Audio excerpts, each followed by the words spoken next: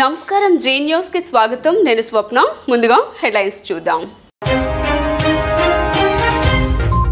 China సరిహద్దుల్లో సైనికులతో దీపావళి వేడుకలు జరుపుకున్న ప్రధాని మోదీ సైనికులకు స్వీట్లు అందించి దీపావళి శుభాకాంక్షలు తెలిపిన ప్రధాని రాణిగారి తోటలో అంబేద్కర్ బాబు జగజ్జీవన్ రావు విగ్రహాలు ఆవిష్కరించిన ఎంపీ నందిగం సురేష్ దళిత ద్రోహి ఎస్సీ ఎస్టీలతో వ్యాపారం చేసిన వ్యక్తి చంద్రబాబు అని విమర్శలు ఈ నెల 15న సిపిఎం ప్రజారక్షణ వేడి కేంద్ర రాష్ట్ర ప్రభుత్వాల తీరుని ఎండగడతామని సిపిఎం నేత శ్రీనివాస్ స్పష్టం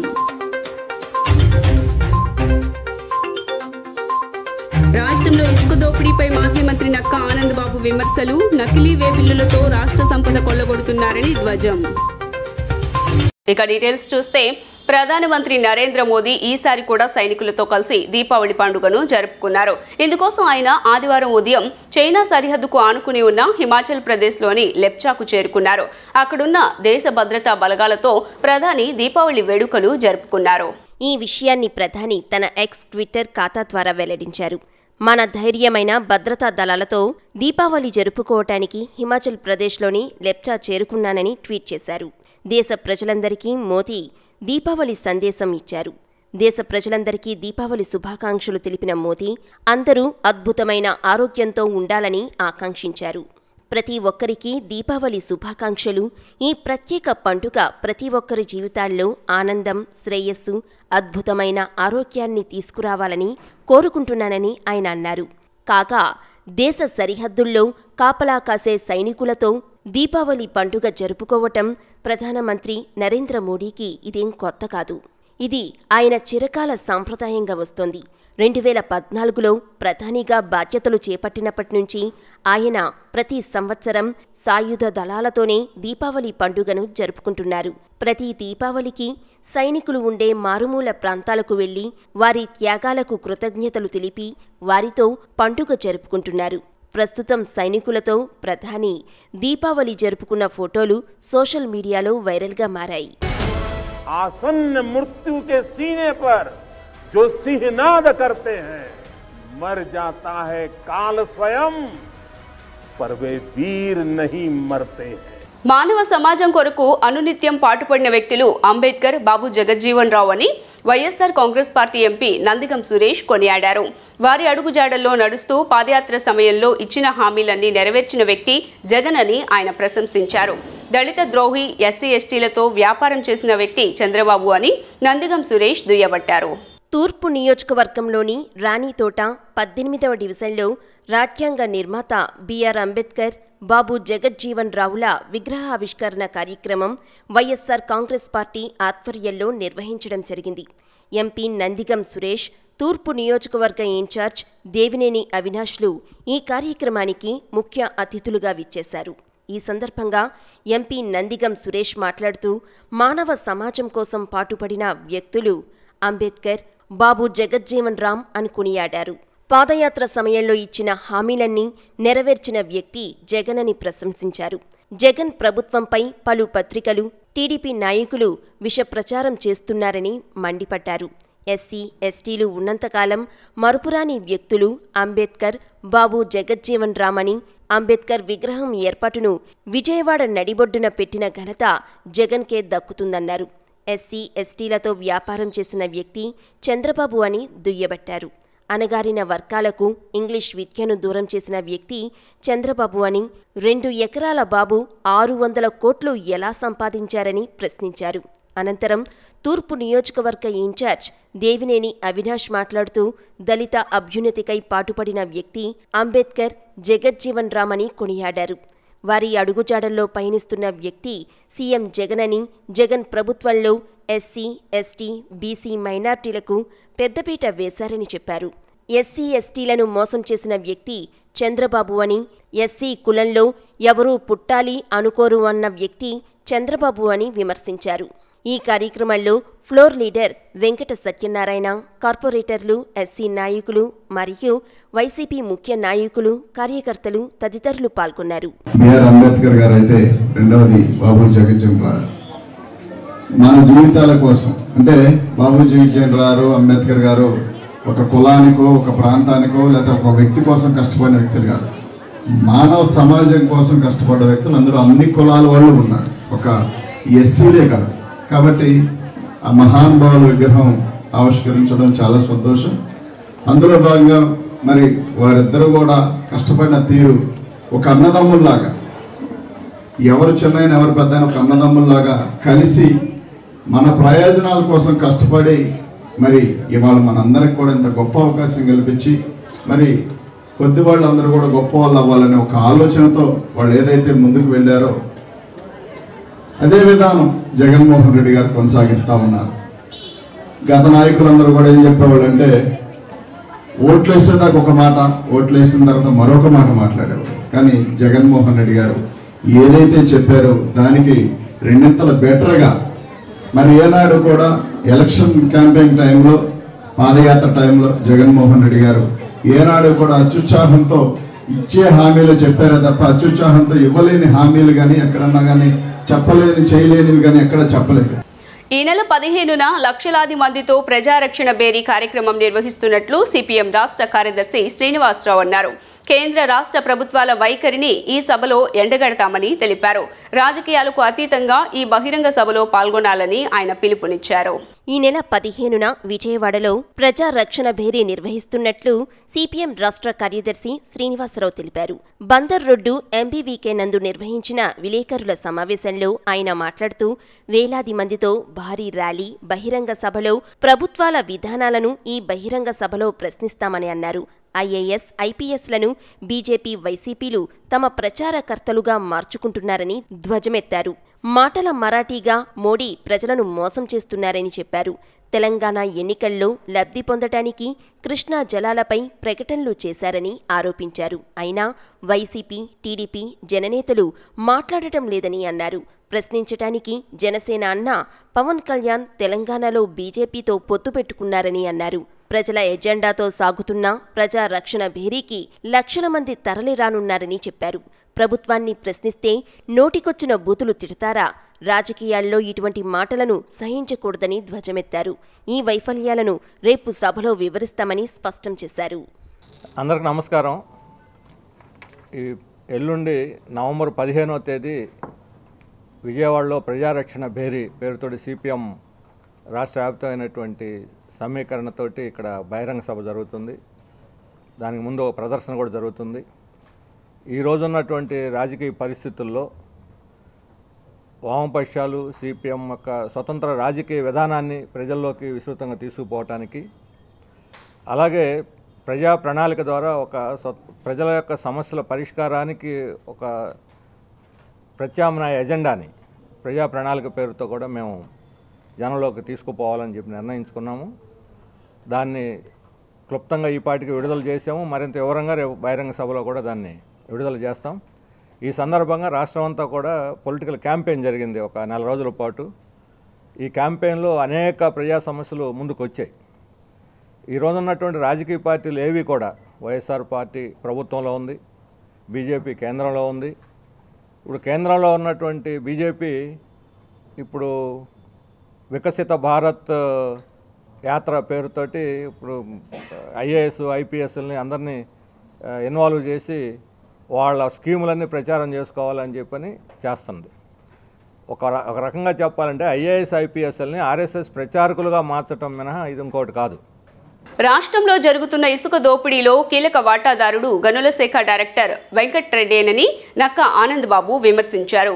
గత ప్రభుత్వంలోని మంత్రివర్గ నిర్ణయాలు తప్పు అని తేల్చే అధికారం ఆయనకు ఎక్కడి నుంచి వచ్చిందని మండిపడ్డారు. నకిలీ వే బిల్లులలో రాష్ట్ర సంపద కొల్లగొడుతున్నారన్నారు. రాష్ట్రంలో జరుగుతున్న ఇసుక కుంభకోణంలో జగన్ వాటా 50,000 కోట్లయితే వెంకట్రెడ్డి వాటా ఎంతని టీడీపీ పోలిట్ బ్యూరో సభ్యులు నక్కా ఆనంద్ బాబు నిలదీశారు. అలానే ప్రతి చోట ఈ అక్రమ తవ్వకాలు చేస్తున్నది వైసీపీ నాయకులేని, అధికారం ఉంది కదా అని ఇష్టానుసారంగా అందిన కాడికి దోచుకుంటున్నారని మండిపడ్డారు. దొంగ వే బిల్స్తో రాష్ట్ర సంపదను కొల్లగొడుతున్నారంటూ ఆధారాలను బయటపెట్టారు. కలకత్తా నుంచి రహస్యంగా నడిపిన ఇసుక టెండర్ల విధానం మరో పెద్ద కుంభకోణమని ఆరోపించారు. భవన నిర్మాణ కార్మికుల పొట్టగొట్టి మరీ వేల కోట్లు ఇసుక ద్వారా దోచుకున్నారని మండిపడ్డారు. ఇసుక కుంభకోణం డబ్బుతోనే వచ్చే ఎన్నికలకు వెళ్లాలని జగన్ చూస్తున్నాడని నక్కా ఆనంద్ బాబు విమర్శించారు. అడ్డగోలు దోపిడీకి తెరదీసినటువంటి పరిస్థితులు స్పష్టంగా చూశాం. ఇవాళ ఎందుకంటే ఈరోజు 3 నెలల క్రితం చంద్రబాబు నాయుడు గారిని వీళ్ళు అక్రమంగా కేసు పెట్టి జైలుకి పంపించక ముందు 40,000 కోట్లు ఇసుకలో దోపిడీ జరిగిందని చెప్పి మొత్తం కూడా తేటతెల్లం చేశారు మా నాయకుడు చంద్రబాబు నాయుడు గారు. వీళ్ళ అక్రమాలన్నీ కూడా స్పష్టంగా విడమర్చి ఈ రాష్ట్రంలో ప్రజలకి విడమర్చినటువంటి పరిస్థితి చూసాం. దాని మీద అనేక ఉద్యమాలు కూడా ఈ రాష్ట్రంలో మేము నడిపాం.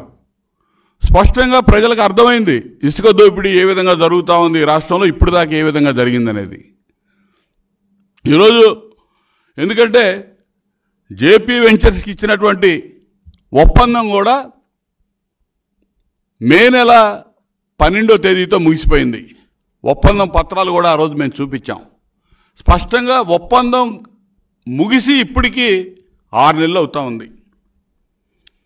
ఇవాళ ఇది కాకుండా ఒప్పందం ముగియటం ఒక ఎత్తు, రెండోది మార్చి నెలలోనే నేషనల్ గ్రీన్ ట్రిబ్యునల్ నుంచి ఆదేశాలు ఉన్నాయి.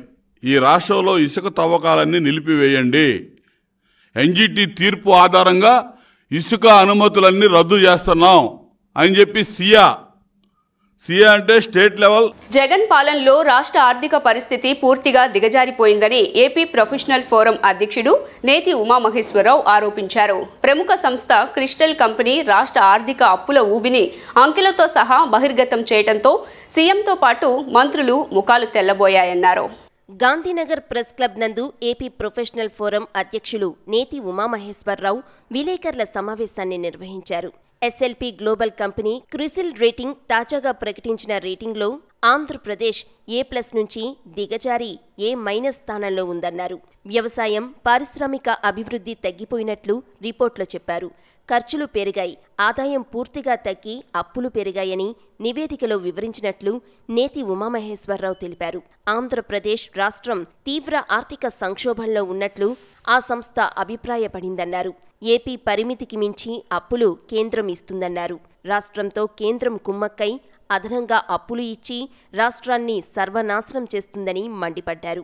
బ్యాండ్ సర్వీస్ అకౌంట్లో అవసరమైన నిధులు కూడా లేని దుస్థితి అని, భవిష్యత్తులో ఏపీ రేటింగ్ తగ్గుతుందని చెప్పటం ఆందోళన కలిగిస్తుందన్నారు. జగన్మోహన్ రెడ్డి కక్షపూరిత రాజకీయాలు మానుకొని రాష్ట్రానికి మేలు చేయాలని నేతి ఉమామహేశ్వరరావు కోరారు.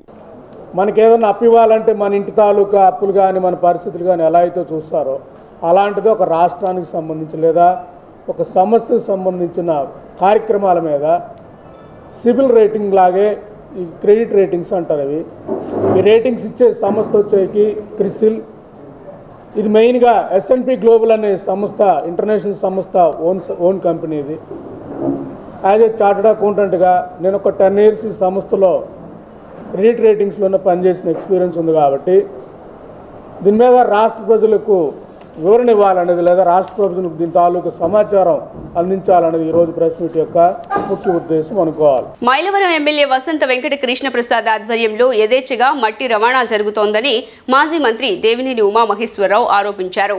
మట్టి రవాణా జరుగుతోందని ఫిర్యాదు చేసిన పోలీసులు వచ్చి లారీలను పట్టుకోకపోవటం అనేక అనుమానాలకు తలెత్తుతోందన్నారు. పోలీసుల తీరును తీవ్రంగా ఖండిస్తున్నామని తెలిపారు. మట్టి అక్రమంగా తరలిస్తున్న లారీల యజమానులపై చర్యలు తీసుకోవాలని సీఐకి ఫిర్యాదు చేయటం జరిగిందని తెలియజేశారు. ఎన్టీఆర్ జిల్లా మైలవరం పుల్లూరు గ్రామంలో గత రాత్రి అక్రమ మట్టి రవాణా జరుగుతుందని 100కి ఫోన్ చేస్తే పోలీసులు వచ్చి కూడా మట్టి రవాణా చేస్తున్న లారీలను వదిలేశారని టీడీపీ నేతలు ధ్వజమెత్తారు. అక్రమ మట్టి రవాణాపై చర్యలు తీసుకోవాలంటూ మాజీ మంత్రి దేవినేని ఉమామహేశ్వరరావు ఆధ్వర్యంలో పోలీస్ స్టేషన్ ముందు టీడీపీ శ్రేణులు నిరసన తెలిపారు. ఈ సందర్భంగా వారు మైలవరం పిఎస్లో ఎస్ఐకు ఫిర్యాదు చేశారు. ఈ సందర్భంగా ఉమా మాట్లాడుతూ market yard chairman Appidi Satyanarayana Reddy, MLA Vasantha Krishnaprasad ఆధ్వర్యంలోనే అక్రమ మట్టి రవాణా జరుగుతుందంటూ ఆరోపణలు చేశారు. పోలీసులు నిమ్మకు నీరెత్తినట్లు వ్యవహరిస్తున్నారని, మట్టి లారీలను వదిలేశారని ఆయన ఆరోపించారు. అక్రమ మట్టి రవాణాదారులపై చర్యలు తీసుకోవాలని ధ్వజమెత్తారు. గ్రామస్తులు పట్టించారు, మట్టి పట్టుకుపోయారు. ఏది లారీ ఏది ఏమైనా తీసో లారీ ఏదా 13 లారీలే. గంజాయి దొంగలు పట్టుకోరు, ఇసుక దొంగలు పట్టుకోరు, మట్టి దొంగలు పట్టుకోరు. అబ్బో చంద్రబాబు నాయుడు గారు కట్టిన పోలీస్ స్టేషన్లో కులుగుతున్నారు. ఆ మహానుభావుడు కట్టించాడు. వీళ్ళు రోడ్డు మీద దుమ్ము పడుతుంది వాళ్ళ మొహాల మీద. ఇంకా చాలా ఉన్నాయి, రేపు వస్తా మళ్ళీ. కాబట్టి ఇమీడియట్గా మట్టి దొంగలను అరెస్ట్ చేయాలి, ఆ మట్టి సీజ్ చేయాలి. ఇది కలెక్టర్ కంప్లైంట్ ఇస్తాం. కమిషనర్ ఆఫ్ పోలీస్ వైఫల్యం ఉంది. దొంగలకి పోలీసులు సహకరించారు. క్లియర్ కట్ కేసు ఇది. విద్యార్థుల చదువుతో పాటు అన్ని రంగాలలో రాణించాలని సెంట్రల్ నియోజకవర్గ ఎమ్మెల్యే మల్లాది విష్ణు పిలుపునిచ్చారు. శ్రీరామ్ పాఠశాలలో చదివిన విద్యార్థులు ఉన్నత పదవులలో ఉండటం అభినందనీయమని ఆయన పేర్కొన్నారు. శ్రీరామ్ స్కూల్ చిల్డ్రన్స్ డే వేడుకల్లో విద్యార్థులు ప్రదర్శించిన సాంస్కృతిక కార్యక్రమాలు ఉర్రూతలూగించాయి. తుమ్మలపల్లి కళాక్షేత్రంలో సోమవారం శ్రీరామ్ హైస్కూల్ చిల్డ్రన్స్ డే వేడుకలు కోలాహలంగా సాగాయి. ఈ వేడుకలకు సెంట్రల్ నియోజకవర్గ ఎమ్మెల్యే మల్లాది విష్ణు ముఖ్య అతిథిగా విచ్చేసి విద్యార్థులను ఉద్దేశించి ప్రసంగించారు. మాజీ ప్రధాని జవహర్లాల్ నెహ్రూకు చిన్నపిల్లలంటే ఎంతో ఇష్టమని, ఆయన జయంతిని బాలల దినోత్సవంగా జరుపుకోవాలని ఆనవాయితీగా ఇది వస్తుందని తెలిపారు. శ్రీరామ్ పాఠశాల ఆధ్వర్యంలో చిల్డ్రన్స్ డే వేడుకలు ఘనంగా నిర్వహించడం సంతోషకరమని అన్నారు. విద్యార్థులు చదువుతో పాటు అన్ని రంగాల్లో రాణించాల్సిన అవసరం ఉందని ఆయన సూచించారు. రాష్ట్ర ప్రభుత్వం విద్యాభివృద్ధికి పెద్ద పీట వేస్తుందని ఆయన పేర్కొన్నారు. విద్యార్థులకు అమ్మఒడి పథకం, ప్రభుత్వ పాఠశాలల్లో చదివే విద్యార్థులకు ట్యాబ్లు పంపిణీ చేస్తున్నట్లు తెలిపారు. ప్రభుత్వ పాఠశాలలను అద్భుతంగా తీర్చిదిద్దిన ఘనత సీఎం జగన్మోహన్ రెడ్డికి దక్కుతుందని ఆయన తెలిపారు. అనంతరం ఎమ్మెల్సీ రుహుల్లా మాట్లాడుతూ శ్రీరామ్ పాఠశాల విద్యార్థులు క్రమశిక్షణకు మారుపేరని పేర్కొన్నారు. ఈ పాఠశాలలో చదివిన విద్యార్థులు ఎంతో మంది ఉన్నత స్థాయిలో ఉన్నారని ఆయన తెలిపారు. పాఠశాల అధినేత బోని సురేష్ కుమార్ మాట్లాడుతూ గత 17 సంవత్సరాలుగా ప్రతి ఏటా చిల్డ్రన్స్ డే వేడుకలు ఘనంగా నిర్వహిస్తున్నట్లు తెలిపారు. తమ విద్యార్థులకు చదువుతో పాటు అన్ని రంగాల్లో శిక్షణ ఇస్తున్నట్లు తెలియజేశారు. ఈ సందర్భంగా చిన్నారులు ప్రదర్శించిన సాంస్కృతిక కార్యక్రమాలు తోటి విద్యార్థులను, వారి తల్లిదండ్రులను ఎంతగానో ఆకట్టుకున్నాయి. ఆహ్లాదభరిత వాతావరణంలో చిల్డ్రన్స్ డే వేడుకలు సాగాయి. ఈ కార్యక్రమంలో డిప్యూటీ మేయర్ అవుతూ శ్రీ శైలజారెడ్డి, సిపిఎం నేత సిహెచ్ బాబురావు తదితరులు పాల్గొన్నారు. నవంబర్ 14 బాలల దినోత్సవాన్ని పురస్కరించుకుని శ్రీరామ్ స్కూల్ యాజమాన్యం వారు సురేష్ కుమార్ గారు, మాధురి గారు ఒకరోజు ముందే ఆ సెలబ్రేషన్స్ని ఈరోజు జరుపుకోవడం జరిగింది. ముఖ్యంగా చాచా నెహ్రూ 14 నవంబర్ అంటే అందరికీ తెలుసు బాలల దినోత్సవం. నెహ్రూ గారు ప్రధానిగా ఉన్నటువంటి సందర్భంలో ఆయన పిల్లలతో ఎక్కువసేపు గడిపేటటువంటి వారు. పిల్లల కోసం అనేక కార్యక్రమాలు తీసుకోవడం జరిగింది. నవంబర్ 14న చిల్డ్రన్స్ డే మా శ్రీరామ్ స్కూల్లో ఘనంగా జరుపుకుంటాం. ఈ సంవత్సరం కూడా నవంబర్ 14నే జరుపుకోవాలనుకున్న మనం తుమ్మలపల్లి కళాక్షేత్రం కళావేదిక గవర్నమెంట్ ప్రోగ్రాము ఉండడంతో మనం నవంబర్ 13న అంటే ఈరోజు సోమవారం నాడు చిల్డ్రన్స్ డే వేడుకలు మా స్కూల్లో ఘనంగా జరుపుకున్నాం. యాన్యువల్ డే సెలబ్రేషన్స్కి బదులుగా మా స్కూల్లో ప్రతి సంవత్సరం కూడాను చిల్డ్రన్స్ డే సెలబ్రేషన్స్ని బాలికలకి, బాలబాలికలకి ఉత్సాహంగా ఉండాలని, వాళ్ళలో మంచి కాంపిటేటివ్ స్పిరిట్ తీసుకురావాలని, వాళ్ళల్లో ఎంతటి రేపు పోటీ ప్రపంచంలో శక్తి సామర్థ్యాలు ఎదుర్కొనే స్థితికి వెళ్ళాలని ఇంత పెద్ద కళావేదికని వాళ్ళకి ఏర్పాటు చేస్తే వాళ్ళు అద్భుతంగా చేయగలరని, చిన్ననాటి నుంచే ఇలాంటి అవకాశాలు కానీ మనం వాళ్ళకి పిల్లలకి కల్పించగలిగితే రేపు భవిష్యత్తులో మరింత ఉన్నత స్థితికి వెళ్తారనేటటువంటి ఉద్దేశంతో ఇప్పుడు ఈ చిల్డ్రన్స్ డే వేడుకల్ని మనం ఈ తుమ్మలపల్లి కళాక్షేత్రంలో చేసుకుంటున్నాం. ప్రధాని నరేంద్ర మోదీకి ఏమాత్రం చిత్తశుద్ధి ఉన్నా శీతాకాలం పార్లమెంటు సమావేశాల్లో ఎస్సీ వర్గీకరణ బిల్లు ప్రవేశపెట్టి ఆమోదించాలంటూ ఏపీ మాదిగ రాష్ట్ర పోరాట సమితి రాష్ట్ర అధ్యక్షుడు దాసరి సువర్ణరాజు డిమాండ్ చేశారు. మాదిగ విశ్వరూప సభను రాజకీయ సభగా వాడుకోవటం మినహాయించి ప్రధాని మోదీతో పాటు మందా కృష్ణ మాదిగ తమ జాతి మేలుకు చేసిందేమీ లేదన్నారు. 2 సార్లు ప్రధాని అయిన నరేంద్ర మోదీ 2014లోనే మాదిగలకిచ్చిన హామీని నెరవేర్చలేకపోయారంటూ ఈ సందర్భంగా గుర్తు చేశారు. ఆంధ్రప్రదేశ్ మాదిగ రాష్ట్ర పోరాట సమితి ఆధ్వర్యంలో విజయవాడ గాంధీనగర్ ప్రెస్ క్లబ్లో సోమవారం పాత్రికేయుల సమావేశం జరిగింది. ఈ సమావేశంలో పాల్గొన్న ఏపీ ఎంఆర్పీఎస్ రాష్ట్ర అధ్యక్షుడు దాసరి సువర్ణరాజు, అధ్యక్షుడు ఉందతి సుబ్బారావులు మాట్లాడుతూ ఉభయ తెలుగు రాష్ట్రాల్లో 1 కోటి మంది మాదిగలతో పాటు 30 లక్షల మంది ఉపకులాలకు ఎస్సీ ఏబీసీడీ వర్గీకరణ విషయంలో ప్రధాని మోదీ మరొక్కసారి మాదిగలను, మాదిగ సంఘాలను మోసం చేసే విధంగా కమిటీని నియమించి వర్గీకరణను ముందుకు సాగకుండా చేయటంలో సఫలీకృతులయ్యారని ధ్వజమెత్తారు.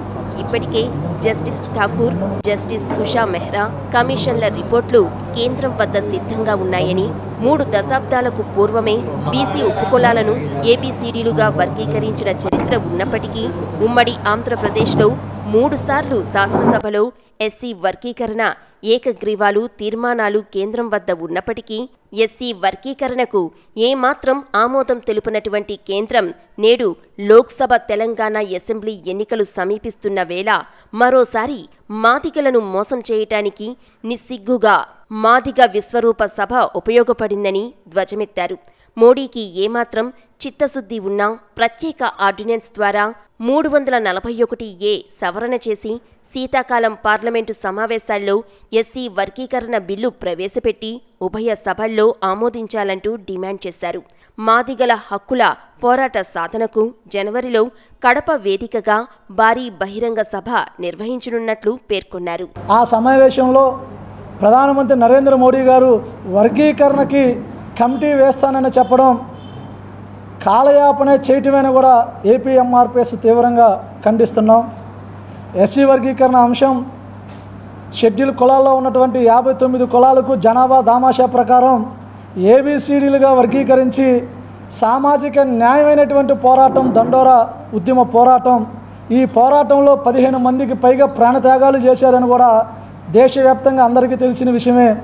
ఇటువంటి తరుణంలో 2014 ఎలక్షన్లప్పుడు కూడా కిషన్ రెడ్డి గారు కానీ మోడీ గారు కానీ ఎస్సీ వర్గీకరణ 100 రోజుల్లో చేస్తామని మాట ఇచ్చి నేటికి అధికారం చేపట్టిన 2 సార్లు అధికారాన్ని చేపట్టిన బీజేపీ పార్టీ ప్రధానమంత్రిగా ఉన్నటువంటి నరేంద్ర మోడీ గారు కూడా వర్గీకరణ పట్ల ఆలోచన లేనటువంటి ధోరణిలో నిన్న జరిగినటువంటి విశ్వరూప మహాసభలో కమిటీ వేస్తారన్నది ఆశ్చర్యకరమైనటువంటి అంశం. హైదరాబాద్ మహానగరం మరోసారి ఉలిక్కిపాటుకు గురైంది. నాంపల్లి బజార్ ఘాట్లోని ఓ భవనంలో మంటలు చెలరేగి 9 మంది ప్రాణాలు కోల్పోయారు. గ్రౌండ్ ఫ్లోర్లో ఉన్న కారు రిపేర్ గ్యారేజ్లో ఓ కారును రిపేర్ చేస్తూ ఉండగా ఒక్కసారిగా మంటలు చెలరేగాయి. దీంతో పక్కనే ఉన్న డీజిల్, కెమికల్ డ్రమ్ములకు మంటలు అంటుకున్నాయి. ఈ క్రమంలోనే గ్యారేజ్ నుంచి అపార్ట్మెంట్పై అంతస్తులకు మంటలు వ్యాపించాయి. ఈ క్రమంలోనే పెద్ద ఎత్తున చెలరేగిన మంటలు భవనమంతా వ్యాపించాయి. 4 అంతస్తుల వరకు మంటలు వ్యాపించగా అందులో ఉన్న వారంతా మంటల్లో చిక్కుకున్నారు.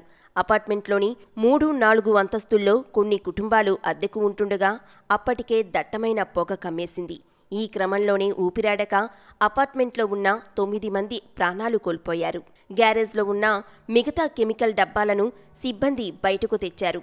అగ్ని ప్రమాదం గురించి తెలుసుకున్న అగ్నిమాపక సిబ్బంది, జీహెచ్ఎంసీ, ఎన్టీఆర్ఎఫ్ సిబ్బంది వెంటనే రంగంలోకి దిగారు.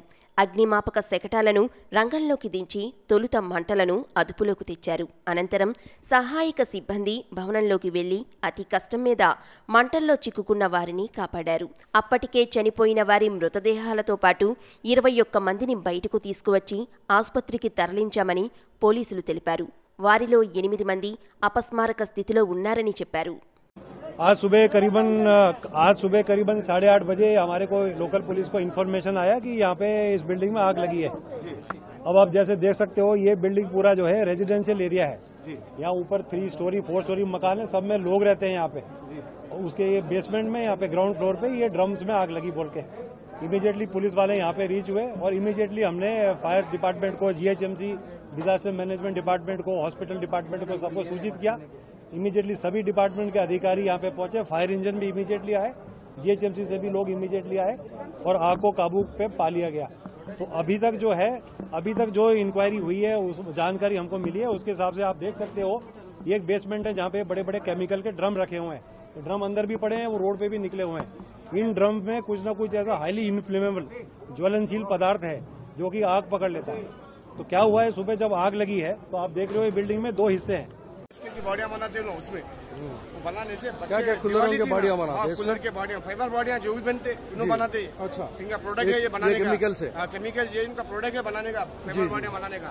ఎన్టీఆర్ జిల్లా కంచుకచెర్ల మండలం కీసర వద్ద మున్నేరు వాగులో ఈతకు దిగి 5గురు గల్లంతవగా వారిలో 3 మృతి చెందారు. గల్లంతైన యువకులను పోలీసులు బయటకు తీసి ఆసుపత్రికి తరలించారు. నందిగామ ప్రభుత్వ ఆసుపత్రిలో చికిత్స పొందుతూ వారిలో 3 మృతి చెందారు. ఆసుపత్రిలో మిగతా 2కి చికిత్స అందిస్తున్నారు.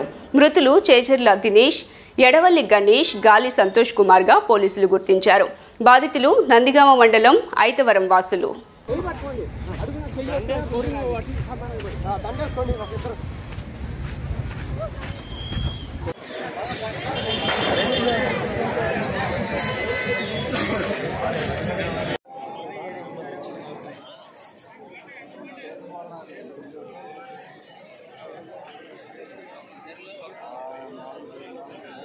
వార్తలు ముగించే ముందు హెడ్లైన్స్ మరోసారి. చైనా సరిహద్దుల్లో సైనికులతో దీపావళి వేడుకలు జరుపుకున్న ప్రధాని మోదీ సైనికులకు స్వీట్లు అందించి దీపావళి శుభాకాంక్షలు తెలిపిన ప్రధాని.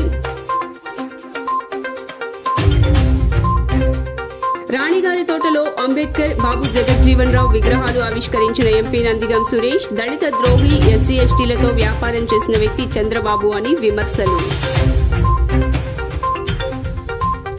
ఈ నెల 15న సిపిఎం ప్రజారక్షణ బేరీ, కేంద్ర రాష్ట్ర ప్రభుత్వాల తీరుని ఎండగడతామని సిపిఎం నేత శ్రీనివాస్ స్పష్టం. రాష్ట్రంలో ఇసుక దోపిడీపై మాజీ మంత్రి నక్కా ఆనంద్ బాబు విమర్శలు, నకిలీ వే బిల్లులతో రాష్ట్ర సంపద కొల్లగొడుతున్నారని ధ్వజం. జీ న్యూస్ ఇంతటితో సమాప్తం. తిరిగి వార్తల్లో మళ్ళీ కలుద్దాం. అంతవరకు సెలవు. నమస్కారం.